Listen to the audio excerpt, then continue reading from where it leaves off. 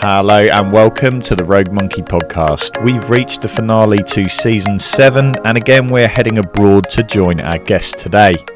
Just before we get into that, we've got some exciting news to share with you as we've got some new people who have joined our podcast team as we've continued to grow and develop in recent months. And you'll see and hear more from both Luke and Carter in the coming weeks, but for now a huge welcome to them and thank you for the support thus far. Now on to today, and we are speaking to some swimming legends. Our guest athlete has 4 Olympic medals to his name, including a gold won during an infamous win over Michael Phelps at London 2012. We have a guest parent sitting alongside him and is globally known as one of the most passionate and honest sporting parents you'll ever come across. Across our conversation today, we cover a wide range of topics, including where it all started, how they've managed expectations, the wider impact of sport in their society, and unravel the journey to becoming Olympic champion. So, without further ado, let's get into one of our favourite episodes across our 56 shows we've produced so far. Chad and Bert Le Clos, exploring the journey to becoming Olympic champion from both the athletes' and parents' perspectives. Hello, gents. How are you both doing? Welcome to the show. Thanks very much. Thank you. Thanks, Kev. Thanks for having us. Oh, thanks for sharing some time with us today. It's really exciting, kind of follow both your journeys in recent years. But if you can give our listeners and our viewers just an introduction as to who you are and kind of your headline journey so far. Well, I'm Bert Le Clos, and I'm lucky enough to be Chad Le Clos' father. What happened in London, that's why I'm on this podcast, because of him, actually, So I'm part of I'm the Laurel or the Hardy of the Laurel and Hardy, if you know what I mean. Or the Terence Hill and Bud Spencer for the older ones that know. I'm the Bud Spencer, he's the Terence Hill, the good-looking one. I'm Chad, and I'm lucky enough to be Bert Le Clos' son. That's my introduction. Well, I've given our audience a bit of an introduction for anyone who's not from the swimming world, but I guess what we're going to explore today is, a journey that you've both been on across, a few decades now, and it's had its highs and its lows. And I just wondered if, to start us off with, if you can pick out any particularly memorable moments when you look back as father and son that have stuck with you on this journey. Shall I go first? Look, you know what? Unfortunately, or fortunately, we've had many, many moments in the last 20 years, never mind, since he was playing soccer as a small little boy, football, as you people call it. But obviously, it's very difficult for anybody to place a higher sort of value than London 200 fly beating Phelps. So that question is there's been many. I mean, there's been many, many times where I felt higher than the top of the world, So for me, anyway, there's been many, but obviously London was phenomenal. It was unbelievable, really and truly. So you have to say London, but there's been many, many, many highs and very few lows. There's been a few lows, obviously, like human beings. We few lows along the way, but mostly highs. Yeah, I think the same. I think, for me, obviously London is the highlight, but I think the one that sticks out is obviously my dad was always there, and both my mom and dad were always there for every competition that I was there at. So there is a lot of memories to, I could think off the top of my head. I mean, even cheese strings, 2005. My dad was running around in England, Sheffield, renting. I remember driving a Skoda. The first time I ever heard of that car. Skoda, was it? Skoda. The first time I ever heard that car before driving there on the freeway, my dad's telling me how these English drivers are so much better than South Africans. They give you a gap and they let you drive, and you're driving for hours and hours on the highway. So there's a lot of memories over the years that we have together, but obviously the memorable ones of me, my dad, and my family are obviously at the big competitions, the Commonwealth Games, the World Championships, the Olympics. 2010 my first World Championships, that was the big one for us, in Dubai. So sure, many memories. I think something that jumps out for me of watching interviews for both of you over the years, you're very values driven. So it's a lot about, being a good person, enjoying the experience, being a good role model, all those sorts of things. So how is that kind of from your perspective, having lived that journey yourself? Well, can I answer that first? Can I answer that? BBC, where they came to my house to interview me and do some kind of program, whatever, documentary. And they asked me, after I'd had a few glasses of wine, and it was a party at my house with my family. And they asked me at the end of the party, what was I most proud of, about Chad? And I said, one thing I'm most proud of is that he's the way he treats the small people. And that's a big thing for me, How you treat Michael Phelps or how you treat Chad Le Clos, I don't care. You understand? It's how you treat the little battler along the way, the guy that's battling along, or the guy that's battling to swim, or the guy that doesn't have much money, not the famous people. How you treat David Beckham, I don't care. Because David Beckham's got everything. Chad Le Clos hasn't got everything, but he's got most things. He doesn't need to be treated properly. It's the small people that need to be treated properly. And Chad does that magnificently. Treat the small people. And he's in front of me, and I'm telling you, that's what I'm most proud about. Gold medals come and go. Gold medals come and go. Looks fade. Hair goes. Everything. Body goes. And that doesn't go. That is part of what your upbringing, your way, your character, that's for me, But anyway, that's what I'm most proud about, about Chad. What about you, Chad? You forgot the question. No, I didn't. No, I'm just. Yeah, we should get my dad a talk show. I think he can talk. No, I think like for me, my dad, kind of what my dad touched on there. Like he obviously, like, not many people know, but he feeds the hungry every year on the 24th of December. Let's not talk about that things. So he's been doing that for like 35, 40 years, like even before we were around, So, through money, through no money, through whatever, like every year we feed the hungry on the 24th of December, So that just shows the kind of man my dad is and the family that I come from, that never came from me, what I'm saying? So that's something that we've always done, giving back to the underprivileged people, and that wasn't for, no one knows that because it's not something I talk about, because it's not meant to go for the papers or whatever. It's for the understanding, I tell, close group people that I'm talking to now about stuff like that because it's a very special thing to do that my dad does every year, and continues to do, it's something that it's not about, you know what I mean? I'm just going to say this.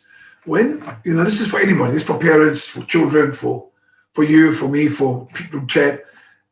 When you do something nice for somebody, whether you're helping them swimming or stroke, whatever you're doing for them, if you're helping them with a little bit of money or gear or whatever, food, do it for yourself. I can assure you, when you finish doing something nice for somebody underprivileged, I promise you, don't do it for them. Don't do it for them. Do it for yourself. It makes you feel so much more worthwhile.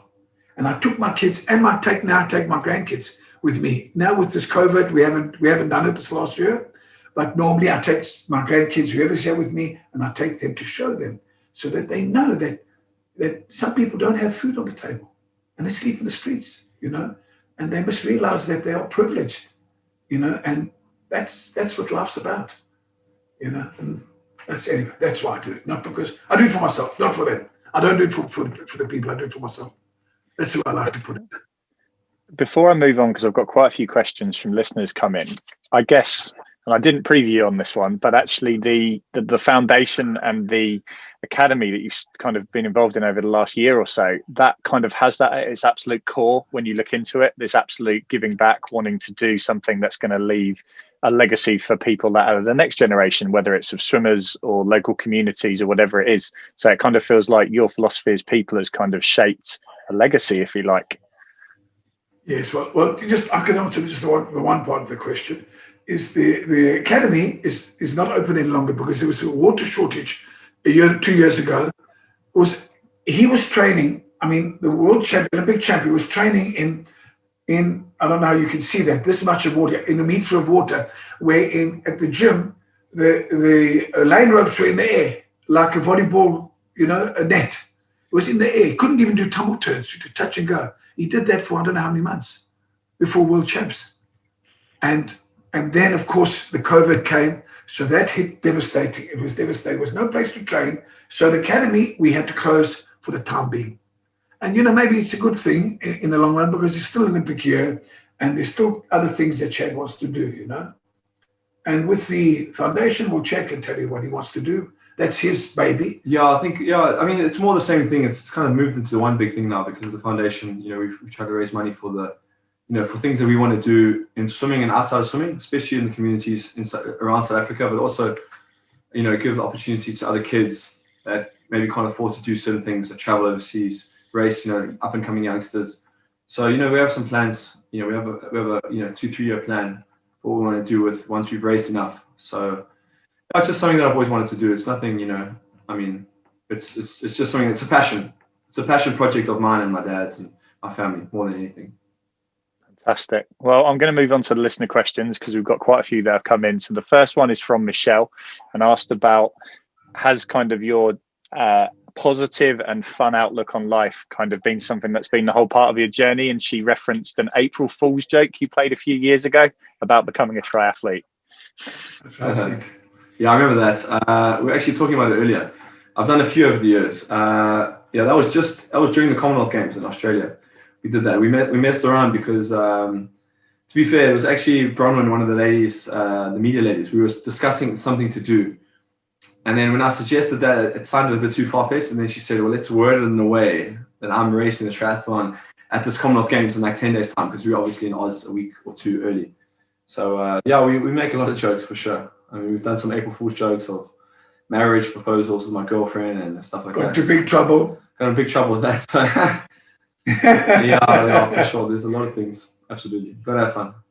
But you're going to say a lot of things that I guess the public have seen, whether it's, you at the ISL or whatever it is, you come across as somebody who really enjoys what they do. And obviously that kind of is embodied, I guess, by your entire family. That actually this is a journey, not just to chase a particular goal or an outcome, but actually you enjoy yourself, have fun. It's lots of fun experiences along the way. Absolutely. I think, look, it is also about, there's not necessarily an end to it, what I'm seeking.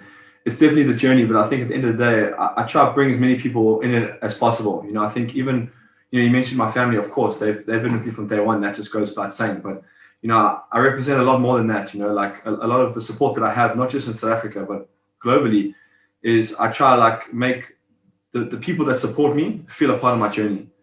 And that gives me that extra rush that I need, because I know when I'm racing, I know a lot of people are watching me. It started off always, back in Cheese Strings, 2005, it started off with my family watching me, you know what I mean? And that's a huge 150, 200 people that are glued into the TV, have no idea about swimming, want to see me win, you know what I mean? So now I know I carry, however many people it is, I don't know how many people it is, but I know that I represent much more people than that going forward. And, back then it was a huge honor.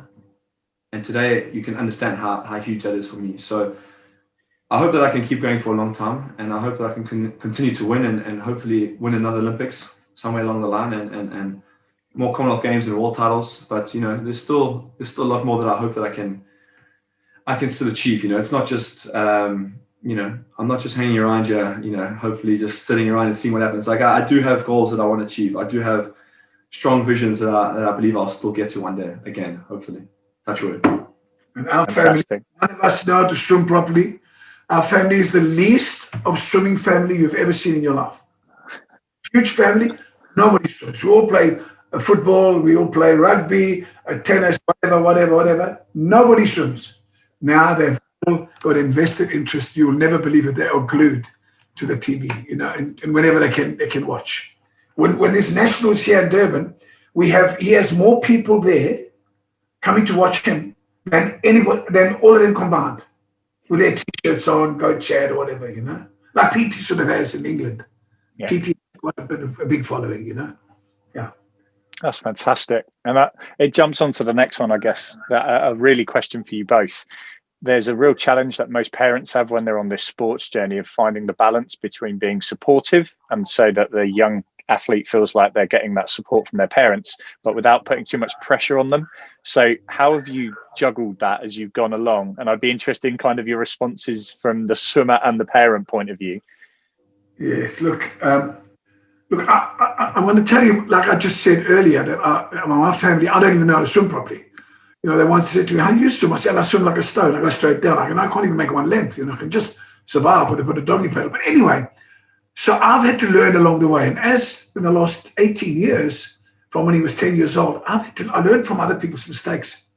So I saw parents pushing kids. I saw parents training kids over and above. I saw kids doing, sometimes it doesn't make sense.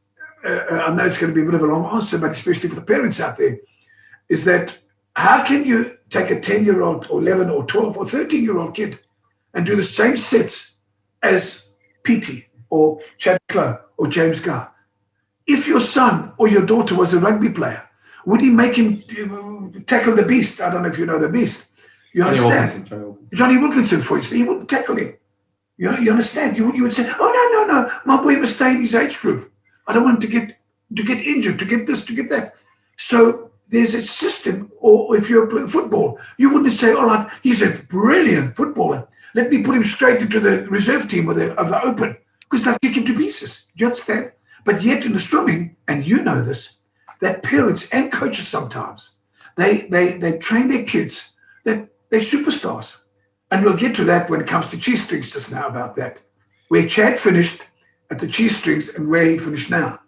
But anyway, so that's my take on it. So in a nutshell, is that you have to learn by other people's mistakes, and you cannot be this pighead, especially even if you know the game, because you're always learning, you see. And especially with young kids, you must make sure that you don't overtrain them. That's the bottom line for me. And I've seen kids over the last 18 years that positively stop swimming now because they were overtrained, especially in this country.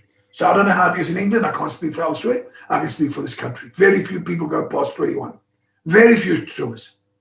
Very few. And what does that speak? You've got a big, strong country, and nobody goes past the age. Why is that? Must be some problem with the training. And I asked the English coach, actually, why is the coaching so different internationally as it is in South Africa? And his answer to me was, they're dinosaurs. So I rest my case thereafter. You have to move with the times, you know. What about you, Chad? What's been your kind of experience of the parent support on this journey? Yeah, honestly, guys, I can't say it any better than my dad did. He nailed every point there. I think the one thing I can just leave you with, simplified answer, is you'd rather have your kid be undertrained than overtrained. That's for sure. Simple as that. So, if you think your kid's doing too much, he probably is. And I think, when you're young, you just have to enjoy it. I enjoyed my sport because I didn't have any pressure from anybody. My dad, of course, guided me, wanted me to do well and stuff, but it wasn't the end of the world if I didn't do well. Some parents and kids are world champions at 11 years old. I've never heard of that. They're specializing at turn and fly, 12 years old. Man, I never swam butterfly till I was 16. 4 years before London Olympics, I've never done a turn or fly in my life. So I don't understand how people are specializing. They say they're breaststroke swimmer at 13, 14, 15 even. When I was 15, I was the best turn breaststroke in the country. You know what I mean? So I don't understand how people can specialize from such young ages. You have to swim everything, enjoy yourself, and sure, maybe you gear towards swimming, distance, or you gear towards sprint. But I've seen many cases where you have kids that are swimming, let's just say, shorter distances at the younger or longer distance as they're younger, and then vice versa when they get to my age, or maybe not my age, a little bit younger, early 20s, they flip, You're swimming 100 backstroke instead of the 400 free. How does that work, Because you swim everything and, you find your niche later on. So plenty of time. Patience. Plenty of time. It's crazy. Patience. Yes. Patience is the word. And one thing for the families out there, especially the fathers, the ones that say, they're worried about little Harry down the road. Because Harry, you used to beat Harry, Bert. Now Harry's beating you. What are they doing? And we'll get back to cheese strings just now. Then the cheese strings result when he was there. And then I will prove to you black and white how the tides change. Because he was 13 at the time. He was swimming 14 and under. And he made 4 finals over the 10 days, the 2 weekends. He made 4 finals. He finished second to last and last in the 2 races. I got back and I said to Graham Hill at the time, who was Chad's coach, I said, what the blinking hell did you send me to this kid? You told me he's a good swimmer. He said, Bert, how big were the guys? How muscular were the guys? How much training do you think they were doing? That's what his answer was. And then, of course, 3 years down the line, he was only 16 and he went to the Junior Commonwealth. He was not only swimming with the English and all the other rest of the Europeans and the Commonwealth people, they were swimming with his age group with 16, 17, who made it good enough, and the 18 and under, 5 medals. And he swam a little bikini costume with a speedo, and the other ones had the full costume. And I refused to get him. I want people to hear this. I refused to buy him or anybody to give him that full costume until he was needing it. And that's when he needed, he was 16 to make the world championship. I bought him at the gala. I bought it for him. He qualified. He went 156. I went 417 for a million. No, what did you call it? You qualified the 200 No, for a million. For Worlds? Yeah. Oh, That's the 250. okay, sorry. So then he qualified for that. He qualified that. And after that, the shoot was 2008 or 2009. After that, the shoot was finished. There was no more shoots. But I bought it for that day because he needed it and he qualified. And because when I was young, I used other people's experience too. I see, especially rich people, especially like with tennis and soccer, they buy the most expensive boots. They couldn't even lace some of the other kids' boots, and they were getting in the team because of money. And people, they buy new rackets. There was a friend of Chad's who bought a new racket every other week. The top of the range. He couldn't even play.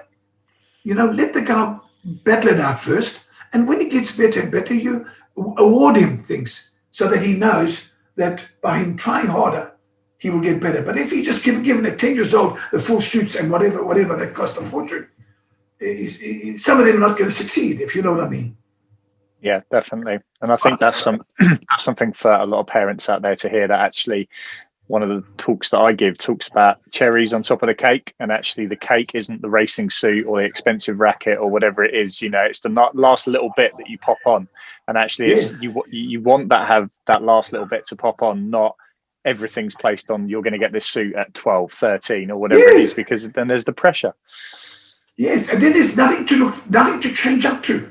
So if you as a 13-year-old, you're doing, just say you're doing 7.5 Ks or 5 Ks a session, whatever the numbers are. I'm not a swimming coach. If you're doing 5 Ks a session and you're 12 or 13 years old, what are you going to move to? It's taking you 5 hours a day. What are you going to move to? 10 hours a day, 20 hours a day. I mean, where do you step it up? And that's what people don't understand. That's parents. It's not kids. That's parents. Indeed. Right, the next question is from a guy called Tom, and he asked about mental preparation for races. And this question comes in two parts, because Chad, I'm curious, one, how do you deal with standing up at an Olympic final, for example? But then question number two that links into that is, Bert, how do you sit in the gallery and deal with that? So Chad first, how do you mentally prepare for a race? No, I think it's, over the years, obviously, you still get the butterflies. I still get a little nervous for every race. I actually get more nervous for the smaller races, to be honest with you. Like nationals in 2 weeks, it gets me more nervous because I'm racing guys that are youngsters and, nipping at my toes. And it's like, I don't know, I just feel like there's more pressure there. The Worlds, the Olympics, obviously, it's occasional pressure. So it's the pressure you put on yourself, which is obviously high. But it's also, let's just say where you've seeded. So if you're like a heavy favorite, you're going in there and it's blah, blah, blah. There'll probably always be a little more pressure on you than if you're a little bit of an underdog, But generally, I always feel like I can try and win the race, or try and, I'm always looking at place in the race. So I always feel that expectation, should I say, on my shoulders before I race. And I deal with it by, not thinking too much about the outcome, but more the process. So maybe not focusing too much on my times or anything, but just focusing on who am I next to, how am I going to race them, what's my game plan for the race going to be, is there a game plan? Maybe I just dive in and race and go and freestyle it, which I usually do. But if there's a specific game plan, just focus on one step at a time, 150 at a time. And that's what kind of gets me through, the bigger races. I don't necessarily think too much ahead, because that can also drive a man crazy. If you think too much about, in 1 hour's time, I could be Olympic champion. It's like, you can't think like that. You got to get on the block. You got to be like, I got Milak, I got Seto, I got all these boys, You just got to go and race, So at the end of the day, it is what it is. I'm always going to do my best. So, if you get beat, you get beat. What can you do? You're going to fight to the end. That's the most important thing. If you fight to the end and you put your head down at the finish and you give everything you have, then whoever beats you. What can you do? There's nothing you can do there. So. Yeah, and I guess for you, Bert, that must be kind of a timeline, because let's say the Olympics, usually a good 4, 6, 8, 12 weeks out that you're going, or your son is going. Yes. So what is one of the questions that came in from Rosie was, well, how do you then get your head in gear, to manage yourself through that? Because obviously you're at the games, you're excited, like Chad said, Yes. you've been there on the whole journey. So how do you deal with that? Well, look, to be honest with you, at the end of the day, I have kids and grandkids, and for me, I have 4 champions and 4 champion grandkids, and I know he's got the title of champions, but I treat all my kids the same, and I have the same pressure for all my kids to do well. If I go see my grandson or my other son Jordan doing the jiu-jitsu that he does, I just want, if at the end of the race, I'm absolutely, if you look at my face, I want to jump off the building, before the race. And after the race, if Chad's happy or Jordan's happy, it's all about their happiness, if you know what I mean. If he's happy and it's a silver medal, it's a bronze medal, it's a PB, it's whatever. If he's happy, I'm happy. And the pressure comes, for me, the pressure comes more of is Chad going to be okay? If Chad's okay or Jordan's okay or whoever's okay, then I'm okay. Then I've got no pressure. If you know what I mean. That little bit of pressure, that's normal. I dive in with him. I swim every race. I have to turn down because I know most times the bloody camera's on me. So I've got to try and behave myself and not try not to swear or scream or shout or when I can't help it. I try my best, but I'm a bit mental. I'm not very bright. I don't know. I can't control myself, before when those races, because like you say, it's not about on the 21st of July next year. It's about what happened 6 months ago. It's a build-up. How'd you go today, Chad? Every day. Even if he's overseas, how'd you go? What'd you go today? Oh, I went 157 in a time trial. Oh, I went 156. Oh, it was quite good for the time that I'm doing, whatever. So that builds up. And then, of course, when I sit with my mates or my family, I say, you know what, today? And I report.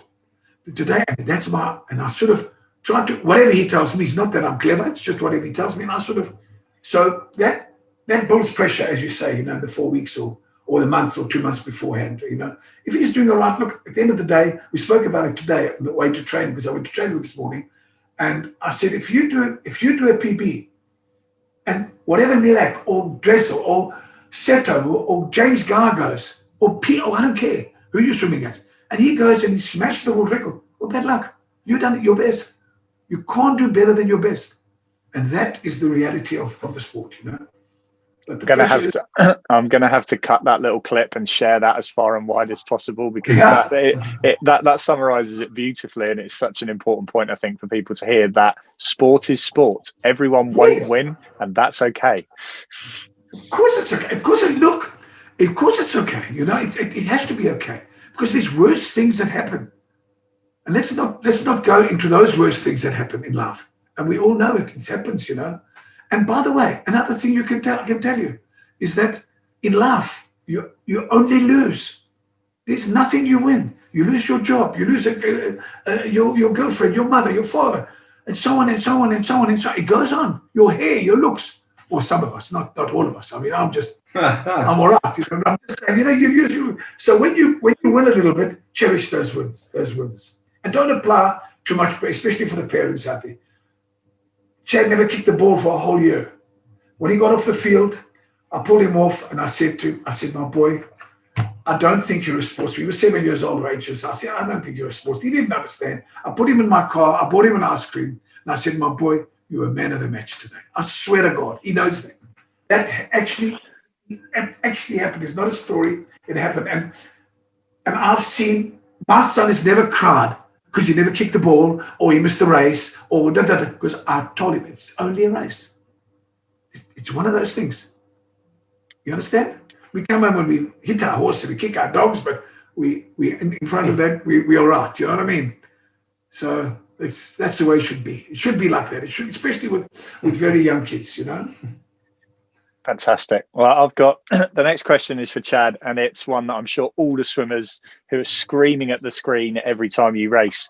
Why do you look on butterfly? So you're going down the pool and everyone's coaches are saying, don't look left, don't look right. And then they watch TV and Chad's doing this the whole time. They go, what is he doing?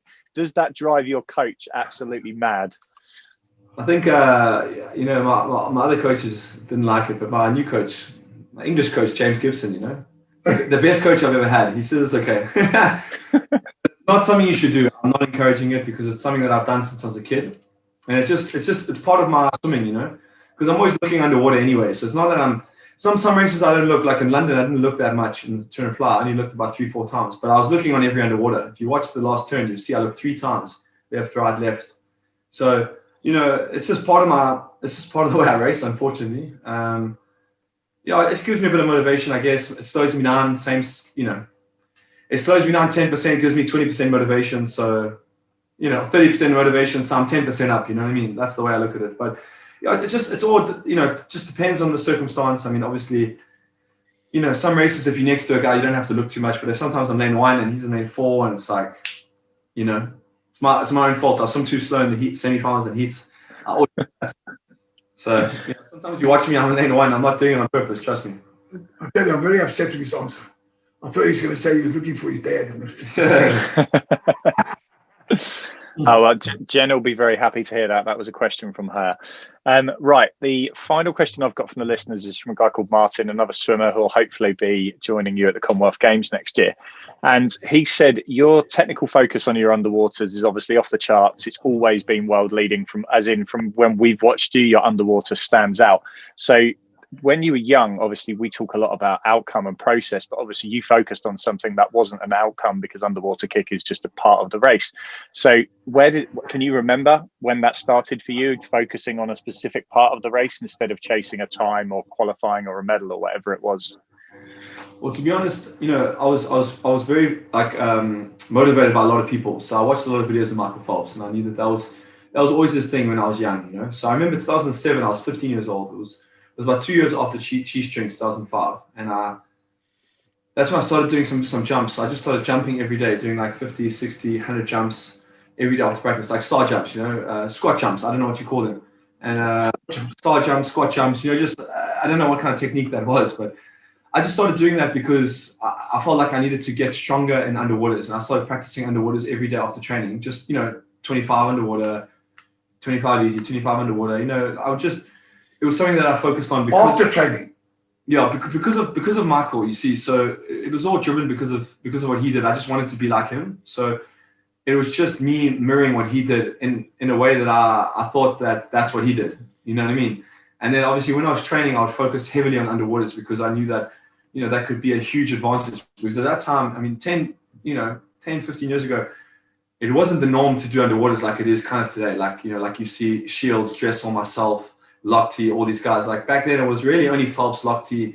I mean, even Laszlo only brought it into play in 2013, 2014, 2015. Like it wasn't really a huge focus on swimming. And I always, I thought that I could have an advantage from early on, and that's where it kind of started for me. But I focused on just trying to be better, and I always trained hard, obviously when I was younger. But like the underwaters were a big focus, and it is a gradual process with that. So, I'm training with a lot of these youngsters that are also going to hopefully be at Commonwealth next year with us. And one of them just qualified to fly with me, but they're very young and they're trying to go with me underwater and they're trying to do things that I'm doing. And I'm like, it's very difficult for you to do that because I've been doing this for 15 years, preparing myself for this. Yes, you're going to get me some days, of course, but consistently, if you try and do what I'm doing right now, you're going to fall apart in 2-3 weeks' time, with respect. So it's a very, very gradual process. It's a long process. Of getting through to that level that I believe that I'm at. And I'm hopefully going to get even better with my underwaters. I'm going to bring back those, I haven't been doing many squat jumps. I've hurt my groin recent years, so I haven't really been doing much. I don't do much land training. I actually don't do any, to be very honest with you. But I still focus heavily on my underwaters. Like when I do big sets, all my fly sets, I make sure I go 15 to 18 meters underwater. 18 meters. Yeah, so that when I get to the race, it's 15 is natural for me, Especially if I'm doing 50s. 100s, maybe I'll squeak the 15. But like, I try and always push the underwaters because, you're training yourself to be in a when you're tired, to do those moments. You can do it anybody can do it when you're fresh. You've got to be able to do it on the last underwaters. So where it counts. Absolutely.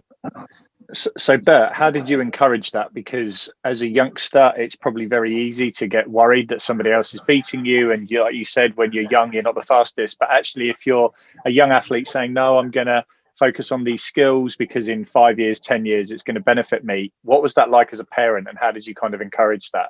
Well, you won't believe this, but I mean, I just said to him, for God's sake, what's wrong with you, man? At the end of his training now, he was the only kid in the water. I swear to living God. He was there for 15, 20 minutes. And of course, I was there waiting for him, me only. And every other parent, there's Jack. Yeah, he's a mental case. And little did I know, because he says, Dad, I need this, to get me better. I said, okay, well, hurry up, get on with it. Because it aggravated me, actually. So it wasn't something I encouraged. Please believe me. And, even like at the end of the gala, he would stay behind and warm down properly as a young boy. Swear to God. And that business of going underwaters and doing turns, he did it 15, 20 minutes most days. Most days. And of course, like I said, it aggravated me in the beginning because I didn't know what the benefit was. Is he the only one doing it? None of the other kids are doing it. So look, it is what it is, and that's good that's what was brought up now. It's good for the kids that are listening, your kids that are listening, that if they want to improve, that doesn't mean to say they've got to do 100 kilometers a week.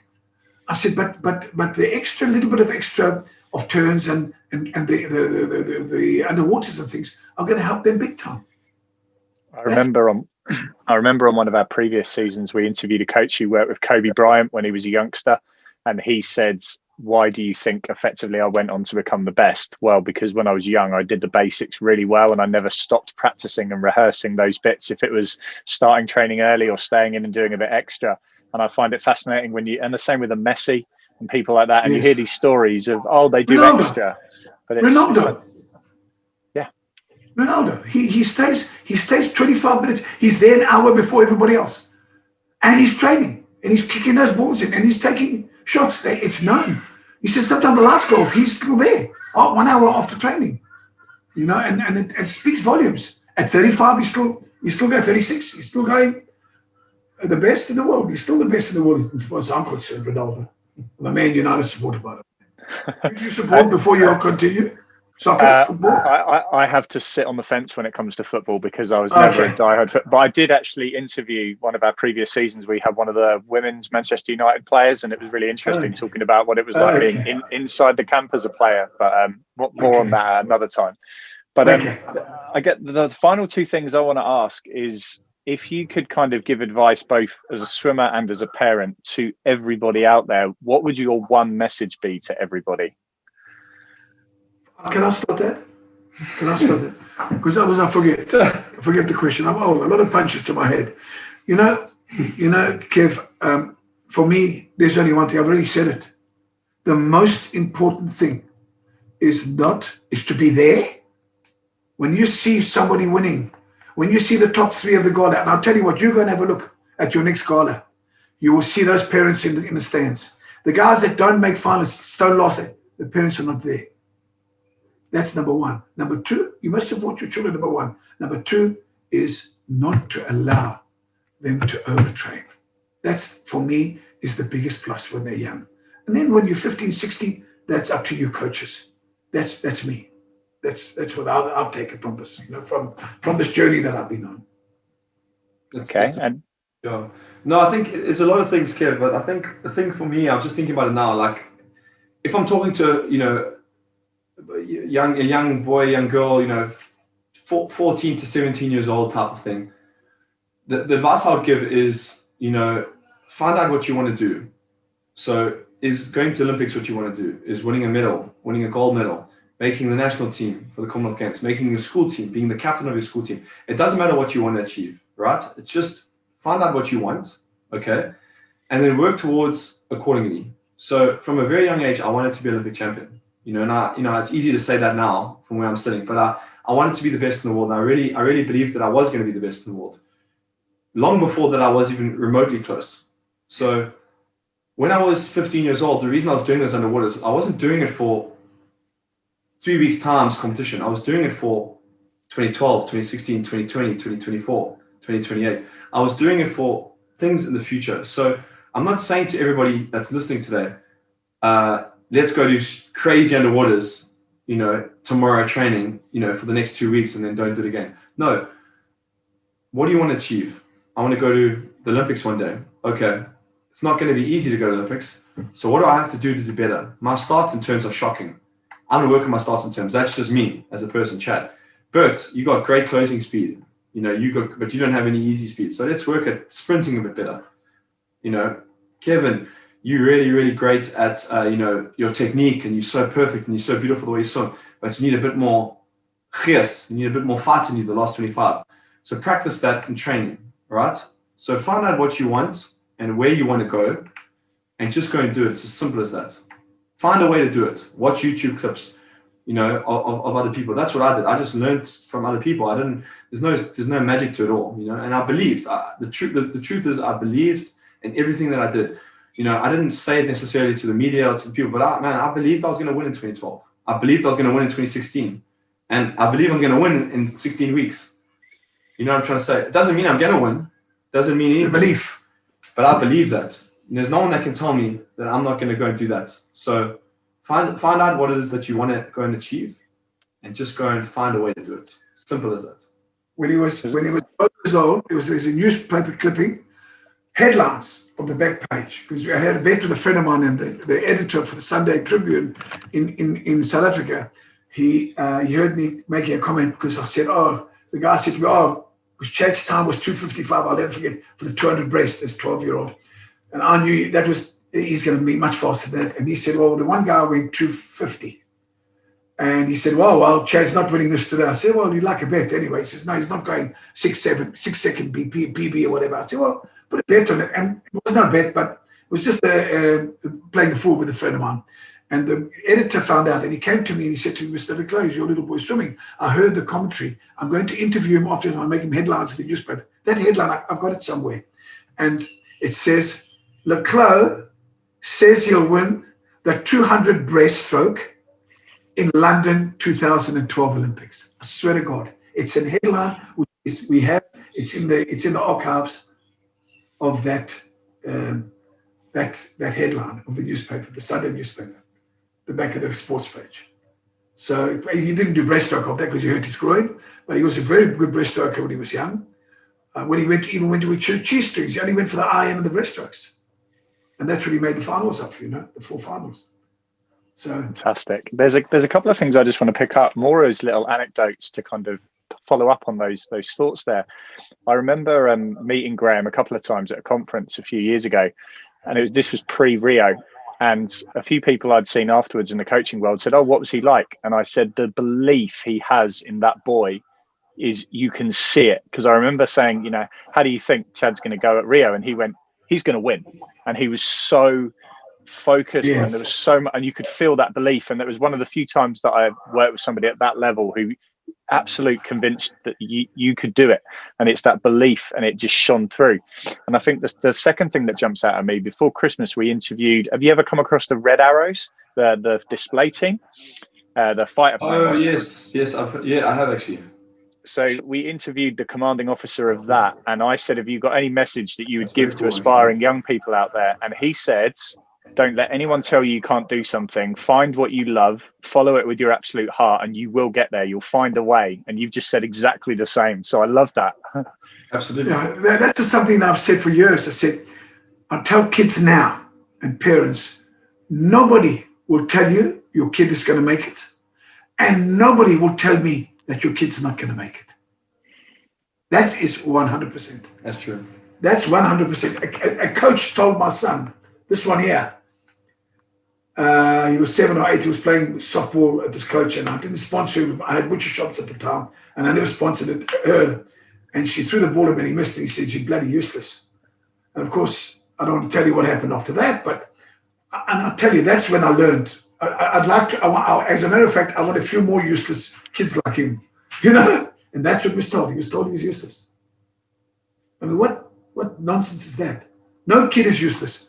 And that's another thing I'll tell those parents. You're useless. Your parents. Parents are useless.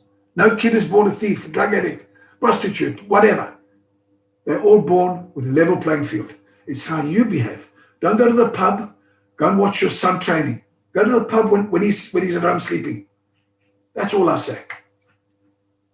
that's a kind of really powerful message to pull it all together. And just really a big thank you, because it's been fascinating watching both your journeys. As you said, that 2012, you kind of, Bert got thrust into the limelight just as much as Chad did, but it's been really cool to just explore that with you over the last half hour or so. So thank you so much for your time. Thank you, guys. Thank you very much. Thanks a lot. Thanks, guys. All the best, guys. When we're in England, we'll have to catch. I'll get you buy some fish and chips. I always eat fish and chips in the UK. Well, we'll make sure in Birmingham next year we'll get fish and chips transported to the Commonwealth Games venue specifically for you guys after you finish racing. It'll be fantastic. We'll see you at the Commonwealth. We'll buy each other beer if you drink. Fantastic. Cheers. Thank you very much. And whoever's listening, thank you. Thank you, guys. Thanks for choosing us. Cheers.